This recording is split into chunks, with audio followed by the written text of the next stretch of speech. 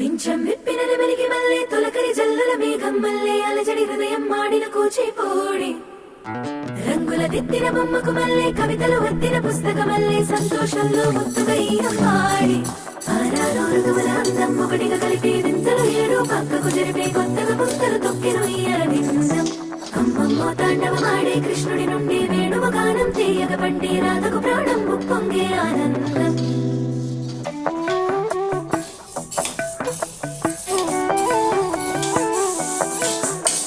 మధురము కదా ప్రతొక నడక నీతో కలిసిలా తరగని కథ మనది కనుక